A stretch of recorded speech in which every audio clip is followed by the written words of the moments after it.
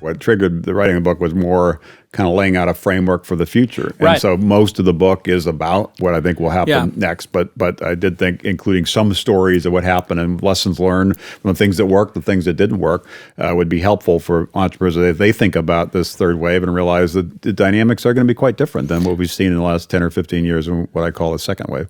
Yeah, and so let's just define those three waves. The first wave obviously was building the infrastructure of the internet, which I think you put AOL and Cisco and those kind Cisco, but basically taking what was an idea and turning it to reality. So it's building the foundational technologies, the software, the servers, the networks, and getting everybody to be part of that. So it required a lot of partnerships. And then once you had the internet, then create the on-ramps, particularly for consumers, to get people connected to the internet, and then educate people why they should be connected, which we take for granted now. But in those early days, most people were pretty skeptical. So that really was the first wave, just building the internet. And the second wave, the last 15 years or so, has been building apps and services on top of the internet. So it's Facebook and Twitter and Waze and Snapchat, mostly about software, mostly about apps, and some huge, huge successes. Facebook, obviously, with 1.5 billion users. Google, of course.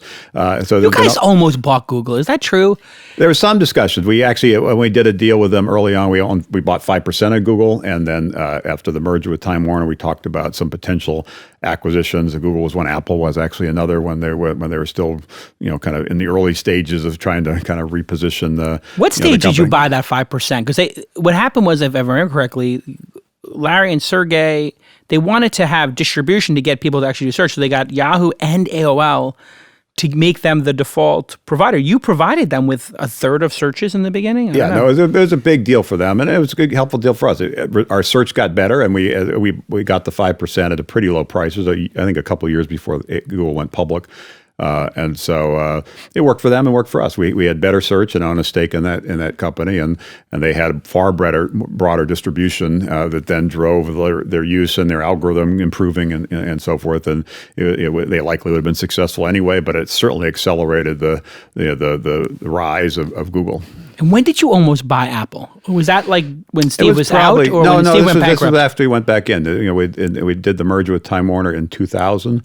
So probably 2002, 2003. It was not any time. We didn't engage with Apple on the discussions, but we internally, with the board at AOL Time Warner, talked about some potential strategic moves. I was teeing up some of these things. I mentioned some of the other options we considered in the book. But at the time, people were more focused on managing what was there, and there was some reluctance to consider any additional acquisitions, whether it be Google or Apple. So no, those discussions never really went anywhere. And the third wave. So we have the first wave, obviously building out the infrastructure that gets us to whatever the end of the millennium, and then we have this great boom for the last 10, 15 years that everybody builds on the shoulders of yourself and Gates and Jobs. Kapor, everybody. Who else in that group do you really respect? That sort of your contemporaries, whether they were successful or not. Who do you just think were the brilliant minds and just the brilliant? Well, I give a lot of credit to the founding team that really got the internet going in the first place in the 60s and 70s. DARPA funded it, and there were people like Larry Roberts and Vince Cerf and many others that were key parts of really standing up the internet. But it's worth remembering, we started in 1985. It was still illegal to connect a commercial service to the internet. It wasn't until 91 or 92 that it became legal for businesses and consumers to connect to the internet. But I do respect the people who put that basic framework in place to make it possible, and then all the entrepreneurs that helped make PCs part of everyday life, helped make the internet part of everyday life. So there really were dozens that were really critical to make. And that's one of the lessons I talk about in the book. In that first wave, nobody could do it on their own.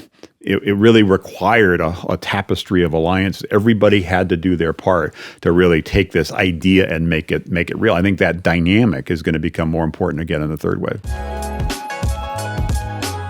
Hey everybody, I want to talk about one of my favorite addictions, Audible. I listen to audiobooks constantly because I love nonfiction, I love learning, and I'm big into bios. So my Audible pick for this month, this week, whatever amount of time it's going to take you to listen to it, I think you can listen to it in about a week, is The Man Who Knew Infinity, A Life of the Genius Ramanujan. And this book is amazing. It is about an Indian clerk who is a math genius and who filled 3 or 4 books with math theories and formulas that today inform how we interpret black holes, and a true genius who then went to England to study. And it is being made into a film, which I was lucky enough to just see. And it's got Jeremy Irons and Dave Patel in it. It is an amazing, and Stephen Fry, and just an all-star cast. And I just saw this movie, and it is very powerful and a great, great film. And, making math, interesting, very hard to do. And there's a lot of these people who did seminal, incredible work, and you would never know them. The book is by Robert Kangle, and I actually saw the author speak with the director recently at a screening. And I, immediately when I got invited to the screening, I said to myself, I'm going to go to a screening for this book, but I want to go deeper. I always want to know not just the 90-minute or 120-minute version, but I like to read the original source material, and I like to listen to it. I'm constantly in the car. I'm driving between things. Sometimes I got to take my daughter to a kid's party, and then there's other parents there. I don't want to talk to them, so I pretend I'm on a conference call. Really, I'm listening to an Audible book while the kids are playing. The kids don't want to be involved with the parents, but the parents don't want to talk to me about some crazy nonsense. I just say, I got to go make a phone call.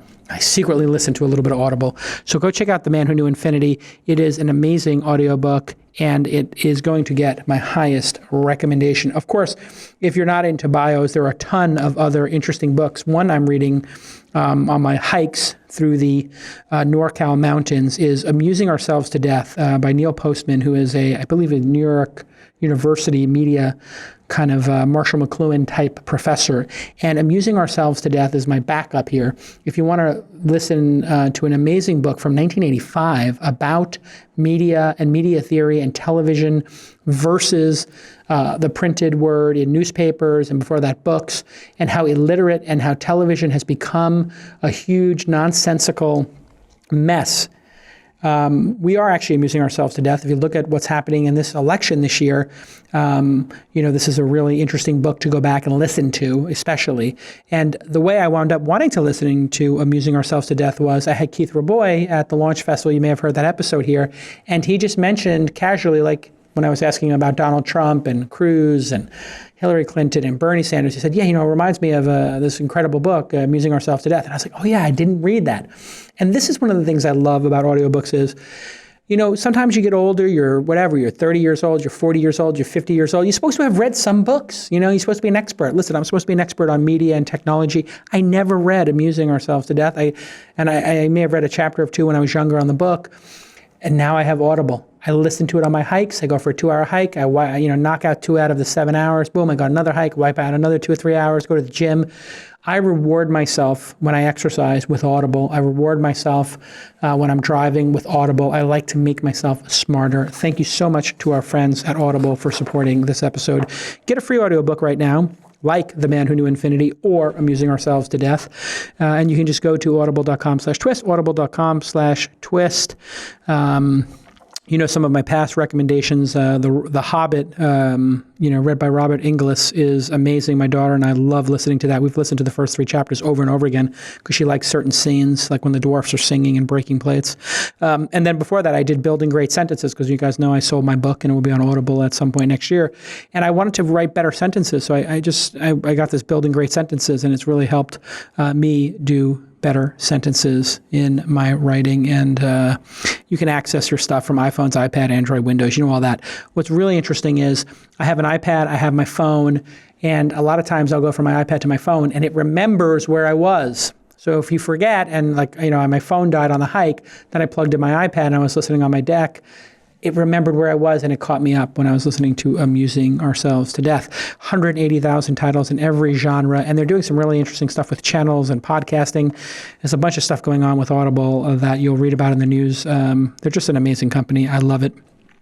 Download my book of the week for free by signing up at audible.com/twist. You can only get that free book by going to audible.com/TWIST, and they love to see you do that. So make sure you tell your mom, your dad, your cousin, your brother, your sons, your daughters, your friends, your enemies. Tell them to go to audible.com/twist and get a free book.